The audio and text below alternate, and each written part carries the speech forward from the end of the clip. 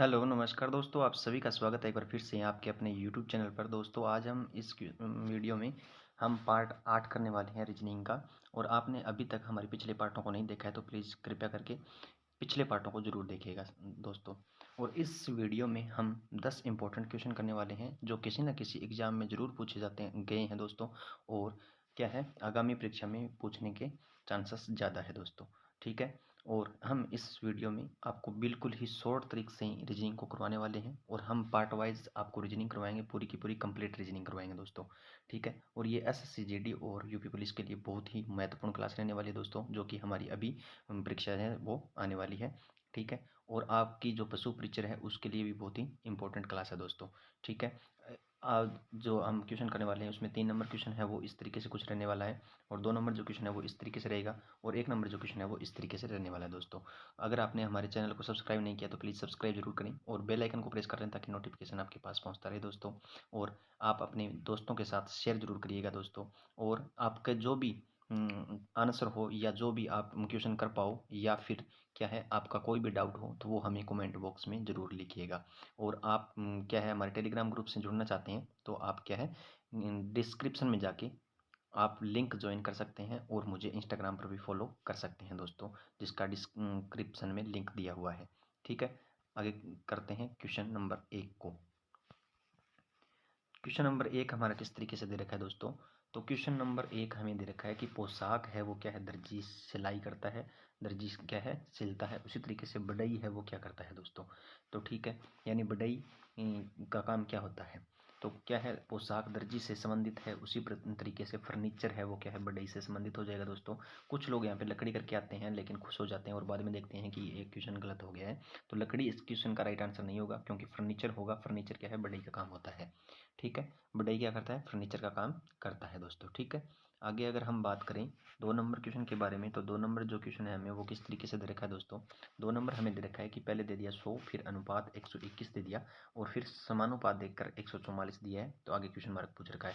अगर 100 में यहाँ पे हम प्लस 121 दे रखा है तो 21 ऐड कर देंगे तो ये हमारा 121 प्राप्त हो जाता है। उसी तरीके से हम 144 में भी 21 ऐड करेंगे तो क्या हो गया, 165 हमारे पास आ गया। लेकिन 165 क्या है, किसी भी ऑप्शन में नहीं दे रखा है, तो इस तरीके से इक्वेशन सॉल्व नहीं होने वाला है दोस्तों। सारी की सारी बातें मैं आपको बताने वाला हूँ, लेकिन क्या है आपको वीडियो अंत तक देखनी है ताकि आपके समझ में आ जाए और आपका सिलेक्शन पक्का हो जाए दोस्तों। ठीक है, आशा तो यही रहती है। अगर एक आध चीज़ आपने नोट की है, एक चीज़ आपने नोट की है तो यहाँ पे क्या है 10 है, 100 है तो 100 किसका स्क्वायर है, 10 का स्क्वायर है। इसी तरीके से जो 121 है वो किसका है, 11 का स्क्वायर है। ठीक है दोस्तों। इसमें क्या है, 8 ऐड कर दिया है, प्लस क्या कर दिया, 1 ऐड किया है, प्लस 1 कर दिया है। ठीक है। इसी तरीके से जो ये 144 है ये किसका स्क्वायर है, 12 का स्क्वायर है दोस्तों। 12 का स्क्वायर कितना होता है, 144 होता है। उसी तरीके से हम क्या इसमें प्लस 1 करेंगे, प्लस 1 किया तो हमारे पास 13 आया। 13 का स्क्वायर कितना होता है दोस्तों, 169 होता है। कितना होता है, 169 होता है। अब 169 किस ऑप्शन में देखने को मिल रहा है, 3 नंबर जो ऑप्शन है इसमें हमें देखने को मिल रहा है। इसलिए क्या है, इस क्वेश्चन का राइट आंसर क्या हो जाएगा, 169 हो जाएगा दोस्तों। आगे अगर हम बात करें 3 नंबर क्वेश्चन के बारे में, तो 3 नंबर जो क्वेश्चन है हमें इस तरीके से दे रखा है दोस्तों, जो कि है खिलाड़ी और क्रिकेटर और बल्लेबाज हमें दे रखा है। सबसे पहले अगर हम बात करें तो खिलाड़ियों का हम डायग्राम बनाते हैं, जो कि ये रहा खिलाड़ी। ये क्या है, खिलाड़ी हो गए हमारे, क्या हो गए, खिलाड़ी। ठीक है। इसी तरीके से क्या है, आगे अगर हम बात करें क्रिकेटर की, तो क्रिकेटर क्या है, खिलाड़ी होते हैं, तो क्रिकेटर भी इसी के बीच में आ जाएंगे। ठीक है। अब कुछ जो क्रिकेटर होते हैं वो बल्लेबाज भी होते हैं साथ में। ठीक है दोस्तों, तो बल्लेबाज भी इसके अंदर आ जाएगा। ठीक है। ठीक है। तो ऐसा जो ऑप्शन है वो किस में दिखाई दे रहा है, हमें डायग्राम है वो किस में दिखाई दे रहा है, वो 3 नंबर में हमें दिखाई दे रहा है। तो इसलिए इस क्वेश्चन का राइट आंसर 3 नंबर हो जाएगा दोस्तों। आगे अगर हम बात करें 4 नंबर क्वेश्चन के बारे में, तो 4 नंबर में हमें क्या दे रखा है, 4 नंबर में हमें एक सीरीज दे रखी है, 1 0 3 2 5 और 4 दे रखा है। ठीक है। सबसे पहले यहाँ पे इसने क्या किया, -1 कर दिया, यानी 1 से 0 हो गया तो -1 किया है दोस्तों। और फिर क्या है, इसने 0 में +3 किया है तो आगे 3 वाली संख्या आ गई है। फिर यहाँ पे क्या है, 3 से -2 3 से 2 हो गया तो -1 कर दिया। फिर 2 से इसने यहाँ पे 5 कर दिया तो +3 कर दिया यहाँ पे। ठीक है दोस्तों। इसी तरीके से आगे इसने क्या है, -1 किया और 4 आ गया अपने पास। तो अब हम क्या 4 में ऐसा क्या ऐड करें, यानी हमारी सीरीज है वो किस तरीके से चल रही है, -1 फिर +3 फिर -1 फिर +3 फिर -1 फिर आगे +3 करेंगे। अगर हम +3 करते हैं तो यहाँ पे हमें वैल्यू प्राप्त होती है 7। जो कि हमारे क्वेश्चन मार्क में दे रखी होगी।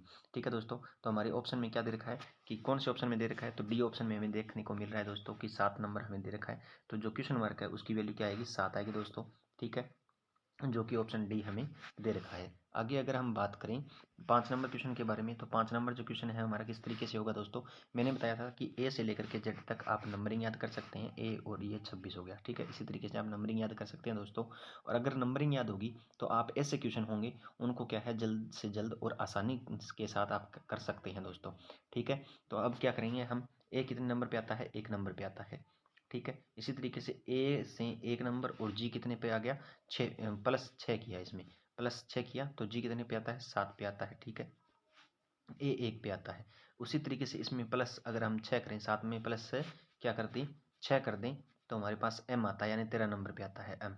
एम कितने पे आता है, 13 नंबर पे आता है। उसी तरीके से हम क्या है इसमें प्लस आगे और 6 करेंगे तो कितना आ गया, यानी 13 में 6 ऐड किया, 13 में 6 ऐड किया तो कितना आया हमारे पास, 13 में 6 ऐड किया तो हमारे पास कितना आया, 19 आया। 19 पे कौन सा अक्षर होता है दोस्तों, एस होता है। कौन सा अक्षर होता है, एस होता है। ये हमारी वैल्यू आ गई। ठीक है, 19 में 13 में 6 ऐड किए तो कितने आ गए, यानी 19 आ गए। 19 पर कौन सा अक्षर होता है, एस होता है। इसी तरीके से अब आगे हम क्या करेंगे, हमारा यहाँ पे क्या आया था, एस आया था। ठीक है, +6 +6 +6 किया था पहले हमने। अब क्या है, ये जेड वाला है, जेड से टी, जेड जेड कितने पे आता है, 26 पे आता है, और टी कितने पे आता है, 20 पे आता है। ठीक है, तो माइनस क्या कर रहा है, ये 6 कर रहा है, माइनस क्या कर रहा है, 6 कर रहा है। फिर टी से एन, यानी टी 20 पे आता है और एन कितने पे आता है, 14 पे आता है, तो फिर ये -6 कर दिया। अब एन कितने पे आता है, 14 पे आता है। आगे माइनस अगर हम 6 करें, अगर आगे -6 करें तो हमारे पास कितने बचता है, 8 बचता है। 8 पे कौन सा अक्षर आता है, अच्छा आता है दोस्तों।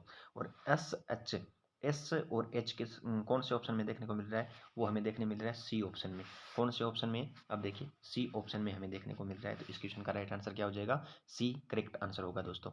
आगे अगर हम बात करें दोस्तों 6 नंबर क्वेश्चन के बारे में, तो 6 नंबर में हमें क्या दे रखा है कि यदि कम को EMOC के रूप में कोड किया जाता है, जिस तरीके से यहाँ पे COME लिखा गया। ठीक है, तो इसको क्या लिख दिया इसने, EMOC लिख दिया। इसी तरीके से हम ट्रेन को क्या लिखेंगे, TRAIN को क्या लिख देंगे हम, पहले N लिखेंगे, यानी ये वाला यहाँ पे लिखेंगे, और I क्या है यहाँ पे आएगा, I, फिर A लिखेंगे, फिर R लिखेंगे, और फिर क्या है T लिखेंगे। ठीक है, NIART किस ऑप्शन में देखने को मिल रहा है दोस्तों, वो हमें सी ऑप्शन में देखने को मिल रहा है। तो इस क्वेश्चन का राइट आंसर क्या हो जाएगा, सी करेक्ट आंसर होगा। क्या है, ट्रेन को हम क्या लिख सकते हैं, NIART लिख सकते हैं दोस्तों। आगे अगर हम बात करें 7 नंबर क्वेश्चन के बारे में, तो 7 नंबर जो क्वेश्चन है वो मोस्ट इंपोर्टेंट क्वेश्चन है दोस्तों, और ये बहुत बार पूछा गया क्वेश्चन है दोस्तों, कथन और निष्कर्ष। ठीक है, से संबंधित क्वेश्चन है। ये देखिए, पहले क्या है, सभी कौवे पक्षी हैं, हमें नहीं पता कौवे कौन से पक्षी हैं। ठीक है, सभी मोर कौवे हैं। ठीक है, सभी मोर क्या है, कौवे हैं। ये दोनों हेडिंग है, क्या कथन है वो, सबसे पहले जो पूरा पढ़ना है, सबसे पहले क्या है, पूरा पढ़ना है दोनों को, दोनों। यह नहीं है कि पहले ये डायग्राम बनाने से शुरू कर दिया। ठीक है, तो क्या है, मोर, मोर का डायग्राम यहाँ पे हम बना लेते हैं, मोर आगे। ठीक है, अब क्या है, सभी मोर क्या है, कौवे हैं।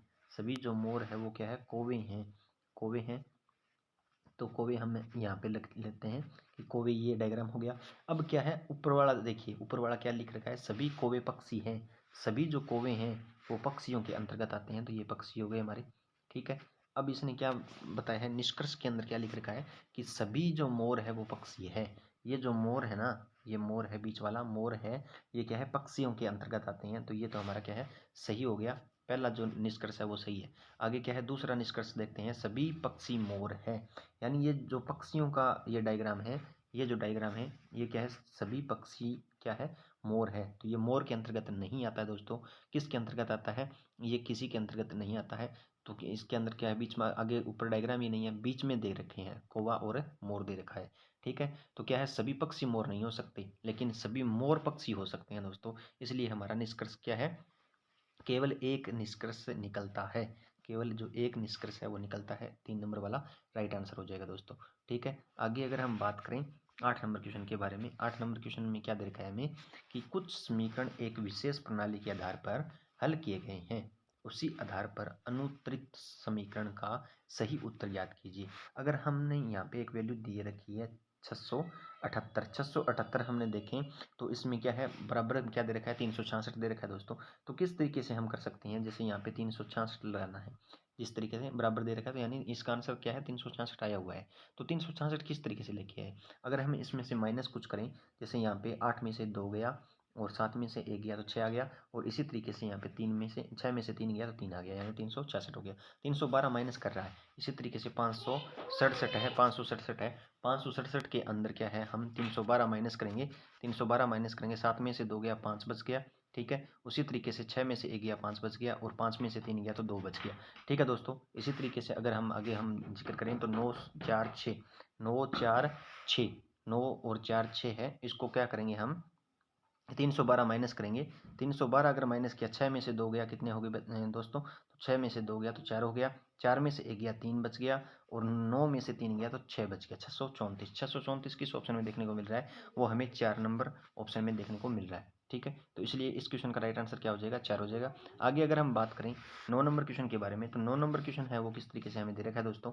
तो 9 नंबर जो क्वेश्चन है वो हमें दे रखा है कि कौन सी उत्तर आकृति प्रश्न आकृति के प्रतिरूप को पूरा करेगी। तो प्रश्न आकृति हमें ये दे रखी है, प्रश्न आकृति हमारी ये रहेगी, और उत्तर आकृति है ये हमें चारों ऑप्शन में बताना है, ठीक है। तो जो हमें एक डायग्राम दे रखा है जो इस तरीके से है, ठीक है, इस तरीके से है, यहाँ पे बनाया हुआ है, और इसके अंदर ये प्लस का निशान दे दिया, और प्लस के निशान में क्या है, यहाँ पे एक चीज़ ये चौकोर सा बनाया हुआ है, और उसके बाद में यहाँ पे एक सिंबल बनाया हुआ है, यहाँ पे भी एक सिंबल बनाया हुआ है।